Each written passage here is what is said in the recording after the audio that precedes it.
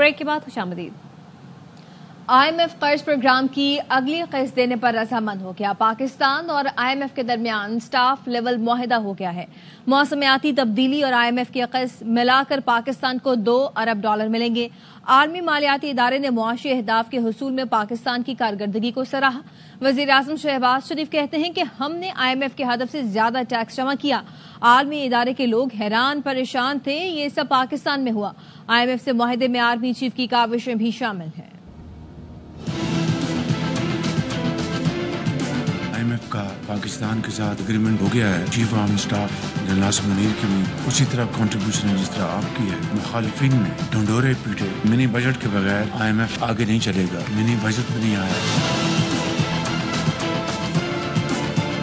IMF ने जो target मुकर्रर किया था टैक्स कलेक्शन वो 10.2 थी, आपने 10.6 अचीव किया।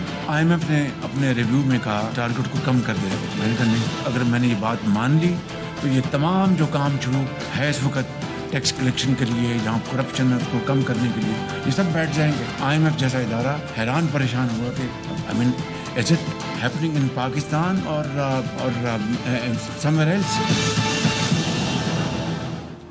वजीर आजम ने सोलर सार्फिन पर इजाफी टैक्स की तजवीज मुस्तरद कर दी। वजीरों ने भी मुखालिफत की। सोलर नेट मीटरिंग पॉलिसी मंजूर न हो सकी।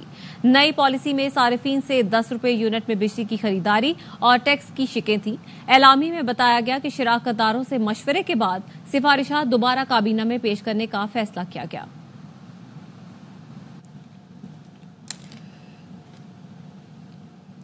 सेनेट की कायमा कमेटी पावर का इजलास वजीर तवानाई उवैस लगारी और सेनेटर शिबली फराज में तल्ख कलामी हो गई। शिबली फराज ने सवाल उठा दिया, ₹10 की बिजली खरीदकर ₹50 में क्यों बेच रहे हैं? क्या ₹40 जगह टैक्स है? जिस पर वजीर तवानाई उवैस लगारी ने कहा कि हम ये कोशिश ना करें तो 10 साल बाद आप दुगनी कीमत पर खरीदेंगे, फिर मुझे ही पूरा इल्जाम ठहराएंगे। जिस पर शिबली फराज का कहना था कि आपके वजीर आजम ने कहा ₹8 बिजली सस्ती कर रहे हैं, उसका क्या हुआ? उवैस लगारी ने जवाब दिया, न मैंने और न वजीर आजम ने ऐसा कुछ कहा है। आप हकाइक के बरक्स वजीर आजम को मिसकोट कर रहे हैं। और दूसरी जानिब हुकूमत ने कल से कोयटा के लिए जाफर एक्सप्रेस बहाल करने का ऐलान कर दिया। जाफर एक्सप्रेस कल पेशावर से कोयटा और जुमे को कोयटा से पेशावर के लिए रवाना होगी। बोलान एक्सप्रेस भी पूरा हफ्ता चलेगी। वजीर रेलवे हनीफ अब्बासी कहते हैं कि नेशनल सिक्योरिटी कमेटी में फैसला हो गया है, दहशतगर्द मुल्क के अंदर हो या बाहर पीछा किया जाएगा।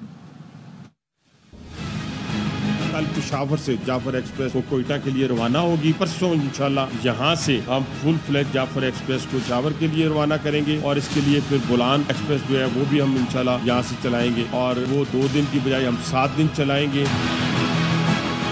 सिक्योरिटी के इंतजामात हमने कर लिए हैं। अब जो भी दहशतगर्द होगा जहाँ जहाँ होगा वहाँ उसका पीछा किया जाएगा और अगर वो यहाँ से निकल के किसी जगह और जाता है, हमारे मुल्क से बाहर चला जाता है, तो वहाँ भी उसको जाकर उसका मुकाबला किया जाएगा। पाकिस्तान को हार्ड स्टेट बनाने के लिए एक कमेटी बना दी गई है। वजीर दाखिला मोहसिन नकवी 15 रुकनी कमेटी के सरबराह होंगे। कमेटी अफगानों की वापसी, स्मगलिंग की रोकथाम के लिए इकदाम का जायजा लेगी। कमेटी सऊदी अरब में भीख मांगने का सदबाब भी करेगी। सूबाई सतह पर FBR के डिजिटलाइजेशन का भी जायजा लिया जाएगा। कमेटी नकाइज की निशाना करके सिफारिशात भी मुरतब करेगी। खबरों के सिलसिले को आगे बढ़ाते हैं। अमेरिका ने पाकिस्तान और चीन समेत 8 मुल्कों की कंपनियों पर पाबंदी लगा दी। बरतानवी मीडिया ने दावा किया है कि अमेरिकी पाबंदी की जद में आने वाली कंपनियों में पाकिस्तान की 19, चीन की 42, मुत्तहिदा अरब इमारात और ईरान की 4 कंपनियां शामिल हैं। ताइवान, फ्रांस, जनूबी अफ्रीका, सेनेगल और बरतानिया की कंपनियों पर भी पाबंदियां लगाई गई हैं। अमेरिकी हुकूमत का दावा है कि जिन इदारों पर पाबंदियां लगाई गई हैं वो अमेरिकी कौमी सलामती और खारजा पॉलिसी के मफादात के मनाफी काम कर रहे हैं।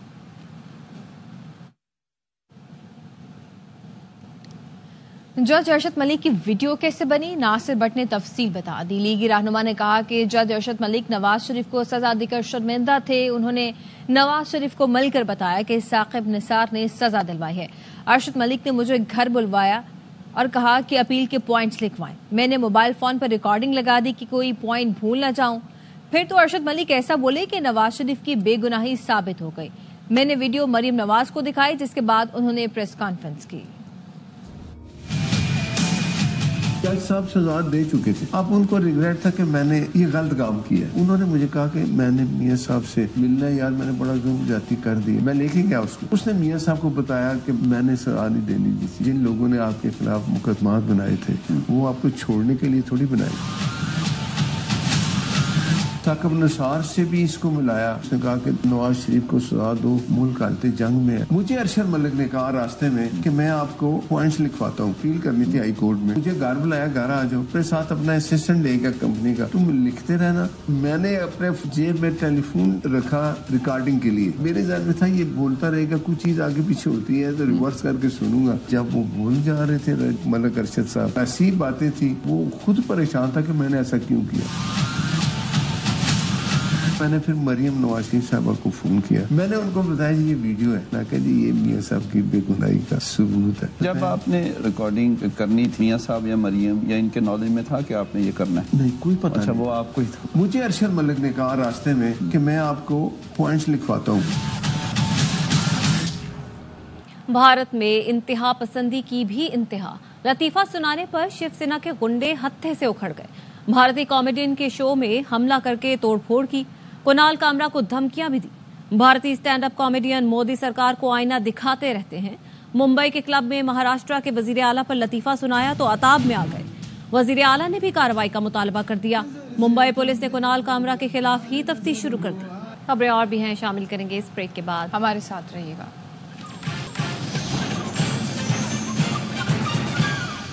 ब्रेक के बाद खुशामदीद। सहाफी फरहान मलिक को एक नए मुकदमे में 5 दिन के लिए एफआईए के हवाले कर दिया गया है। नई एफआईआर में उन पर गैर मुल्कियों के क्रेडिट कार्ड का डेटा चोरी करने का इल्जाम लगाया गया है। एफआईए ने 14 दिन का जिस्मानी रिमांड तलब किया था। फरहान मलिक के वकील मुईज जाफरी का कहना है कि इस सहाफी पर गैर मुल्कियों के क्रेडिट कार्ड डेटा चोरी करने का इल्जाम है। ये झूठा और सरासर बदनीयती पर मबनी मुकदमा है। एफआईए फरहान मलिक को अपनी तहवील में रखना चाहती है। अदालती हुक्म के बावजूद फरहान मलिक को जेल नहीं भेजा गया। एक क्राइम रिपोर्ट होता है 9:30 बजे सुबह को कल, जिसमें एक साहब हैं जो कंप्लेनेंट है, जिसके बाद एक एफआईआर सामने आती है जो अभी इन्होंने कोर्ट में दी है और अभी हमने पढ़ी है, जो कहती है कि 2 अक्यूज पर्सनस हैं, आतिर हुसैन है और हसन नजीब आलम है। वो लोगों का मोबाइल डेटा चोरी करते हैं और क्रेडिट कार्ड डेटा चोरी करते हैं। एक कॉल सेंटर खुफिया तौर पे चलाते हैं फॉरेन नेशनल्स का, और ये लोगों को फ़ोन पे बेवकूफ़ बनाते हैं, का क्रेडिट कार्ड डेटा वसूल करते हैं, उनके पैसे हथिया लेते हैं। जगह है 5 रैड टेकीज़, वहाँ पे रेड की गई। ये भी अब सुबह ही हुआ है। इस रेड के अंदर वो लोग भी पकड़े गए, उनके हालात भी पकड़े गए, उनके वॉइस ओवर इंटरनेट प्रोटोकॉल के। और इस्लामाबाद की अदालत ने सहाफी वहीद मुराद का 2 रोजा जिस्मानी रिमांड मंजूर कर लिया। सहाफी वहीद मुराद को district and session court Islamabad में पेश किया गया। अदालत ने जिस्मानी रिमांड मंजूर करते हुए वहीद मुराद को एफआईए के हवाले कर दिया। एफआईए ने बताया कि वहीद मुराद ने कालादम तंजीम से मुतालिक पोस्टें सोशल मीडिया पर शेयर की। एक्स और फेसबुक अकाउंट के बारे में तफ्तीश करनी है। सहाफी वहीद मुराद के खिलाफ पीका एक्ट के तहत मुकदमा दर्ज किया गया है।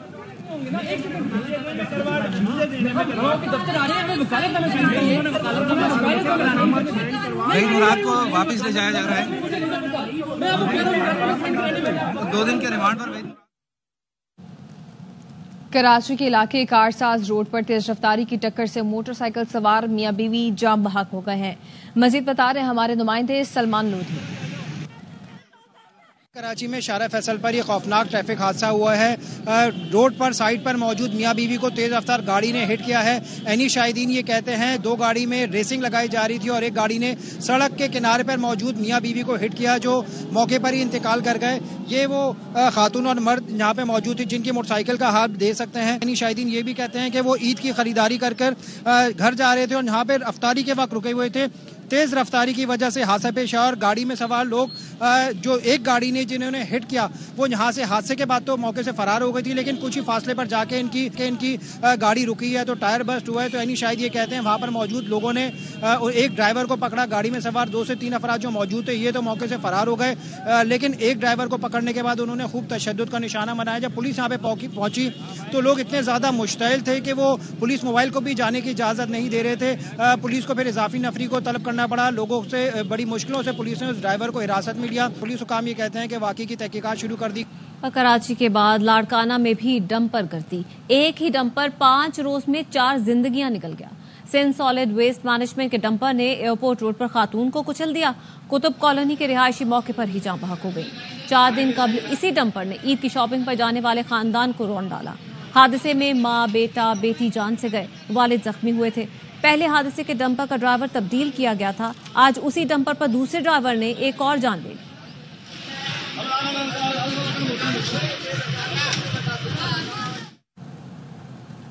वापस आएंगे ब्रेक के बाद, हमारे साथ रहिए।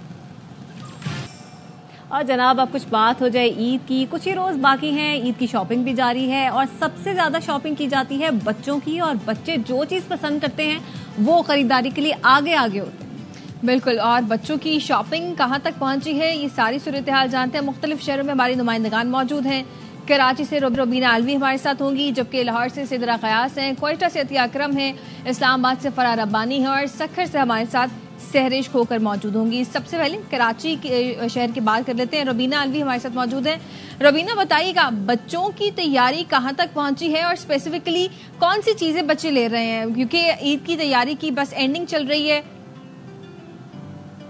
जी, सबसे पहले तो मैं आपको बताऊं कि आज कवरेज करते हुए और लाइव आते हुए मुझे इतना अच्छा लग रहा है, क्योंकि मैं इस वक्त जिस मार्केट में मौजूद हूं वो स्पेशली बच्चों के कपड़ों के लिए मशहूर है और वो सदर का इलाका है, जहां पर एक इंटरनेशनल मार्केट के नाम से एक मार्केट है, जहां पर बच्चों के कपड़ों की इतनी वैरायटी है कि आप यकीन जानिए कि मैं खुद अपने बचपन में चली गई। इस वक्त इतने खूबसूरत कपड़े हैं यहाँ पर। और भाई बच्चे, मैं आपको बता नहीं सकती कि 3 साल की एक बच्ची अपनी पसंद से, अपनी चॉइस से यहाँ पर कपड़े खरीद रही थी, चूज कर रही थी। मैं तो बहुत ही हैरत में आ गई उसको देखकर, क्योंकि बचपना तो हमारे ऊपर भी आया था, लेकिन हमें तो जहाँ बैठा दिया जाता था हम वहीं बैठ जाते थे और अम्मी अब्बू की मर्जी से ही कपड़े खरीदते थे।